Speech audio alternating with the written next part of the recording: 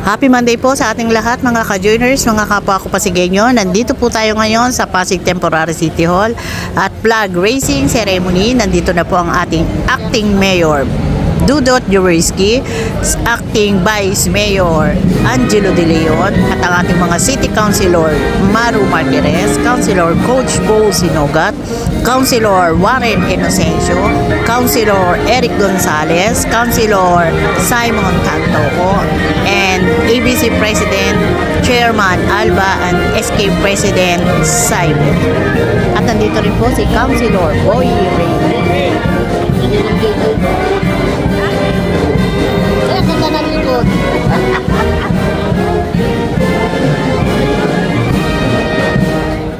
Pinapaalam po ang pagdating ng ating acting mayor, kagalang-galang Vice Mayor Robert Jude Dodot Jaworski Jr. at ang mga bumubuo sa 12 Sangguniang Panglungsod sa pangunguna ng ating Vice Mayor Konsihal Angelo De Leon. Magandang umaga po sa inyong lahat. Mga kapwa ko kawani at mga pinuno ng iba't ibang tanggapan. Bilang panimula ng ating maikling palatuntunan, atin pong ituon ang ating sarili sa dakilang lumikha para sa pag-aalay ng panalangin na pamumunuan ni Binibining Jessica Tumbaga mula sa Public Employment Service Office. Taimtim po nating damhin ang presensya ng Panginoon. Panginoon naming Diyos, Ama naming banal, dakila at makapangyarihan sa lahat. Ang aming dalangin sa ngalan ng inyong anak na si Jesus, kasama ng Espiritu Santo. Amen. Salamat po, Binibining Jessica. Hinihiling namin humarap po tayo sa ating watawat ng Pilipinas.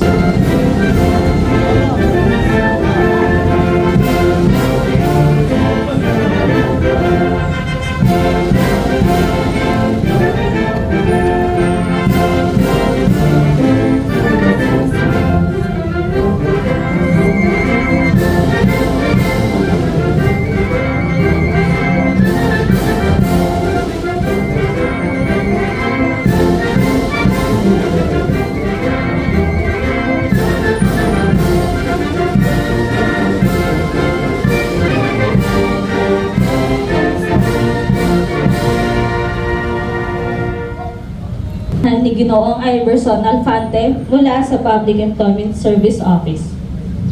Ako ay Pilipino, buong katapatang nanunumpa sa watawat ng Pilipinas at sa bansang kanyang sinasagisan na may dangal, katarungan at kalayaan na pinaikilos ng sambayan ng makadiyos, makatao, makakalikasan at makabansa. Humarap po tayo sa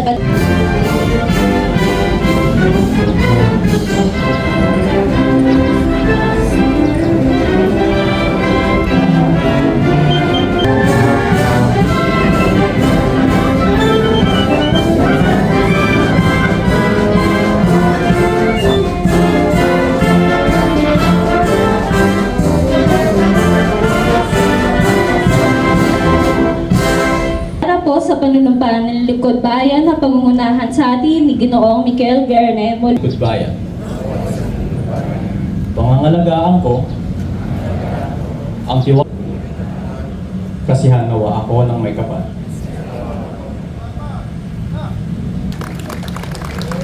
Sa pagkakataon pong ito, pakinggan po natin ang mensahe ng ating acting mayor, Lungsod ng Pasig. Mga kasama, palakpakan po natin, Vice Mayor Dodot Jaworski Jr. Maraming salamat. Good morning po sa ating lahat, sa ating mga magigiting na konsihal. Magandang umaga po sa inyong lahat, sa ating mga kawani ng ating pamahalaan mula po sa nasyonal, sa ating mga barangay na nandito, sa ating mga department heads, at sa ating mga kapwa empleyado ng ating pamahalaan. Magandang umaga po sa inyong lahat. Una sa lahat, nais kong pasalamatan ang host natin, ang Quezon, sa pangunguna ng ating Ma'am Jolene Sison Lopez on a very successful job fair that was held last May 1 sa Robinsons East. I think record-breaking po yung mga nag-apply ng ating mga trabaho. So, pasalamatan po din po natin yung ating mga private companies na sumama at nakiisa dito sa ating job fair. Talagang napakaraming Pasigueño na naghahangad magkaroon ng maayos na trabaho. So congratulations po sa ating peso na meron din pala nagkamit ng multiple awards ang ating peso nung nagkaroon po ng event. Also on May 1 sa SMX, di dyan po sa MOA, 2 award po ang nakuha ng ating lungsod at 4 more awards for individuals and corporations also dito sa lungsod ng Pasig. Palakpan po natin ang ating hardworking peso staff. Isa pang paalala, panahon po ng tag-init ngayon, nagkaroon na naman po tayo ng sunog sa Anthony Lane dito sa Barangay Canyoga. Nakakalungkot po dahil 49 families po yung apektuhan. Lahat naman po ginagawa ng ating pamalaan, ng ating CSWDO, kasama po ang ating DRM, pati na rin po ang barangay. Kaya tulong-tulong, kaya po ako yung nagpapaalala sa ating mga kababayan dito sa ating lungsod. Sobrang init, takaw-sunog po talaga ang panahon ngayon. Double check nyo po yung mga wiring sa bahay ninyo. Please do not overload yung circuits ng inyong kuryente dahil napakasakit po na masunugan. Mayroon po tayong mga kasama natin dito sa City Hall. Empleyado po ng ating pamalan na doon po nakatira. At ngayon talagang wala pong natira sa kanilang mga bahay. Kaya isama natin sila sa dasal at ako'y nakikiusap sa ating CSWDO na bilisan po natin yung pagproseso ng ating financial assistance para kahit paano makagaan po sa pangailangan ng ating mga nasunugan. At huli naman, para medyo maganda-ganda naman ang ating Monday, meron po kung isang nais na ibahagi sa inyo na medyo magandang balita din. Alam nyo, ang lungsod po ng Pasig ay kinilala para sa makabago nitong floating parks project sa kahabaan ng Pasig River. Ito po ay isang konkretong solusyon sa kakulangan ng open at green spaces sa ating lungsod. At higit pa sa mga parking ito ay simbolo ng ating hangarin na muling buhayan ang ating ilog at maibalik ang koneksyon ng bawat Pasigueño dito. So bilang isa sa mga nagwagi sa Bloomberg Mayor's Challenge, ang lungsod ng Pasig ay makakatanggap ng $1 million grant kasama ang mahalagang technical support mula sa Bloomberg Philanthropies. Nais din po nating ipaalam na ito ang dahilan bakit pansamantalang nakalib si Mayor dito upang personal na tanggapin ang prestigious award na ito at parangal sa ating lungsod. Inaasahan po natin na ang kanyang pagbalik sa lalong madaling panahon. So this recognition shows that with the bold ideas and strong leadership, Pasig can create solutions that inspire not only our city but communities all over the world. Muli, binabati natin ang lungsod ng Pasig. Palakpakan naman natin ang ating mahusay na Mayor Vico Soto. And with that, adjourn na po tayo. Maraming salamat.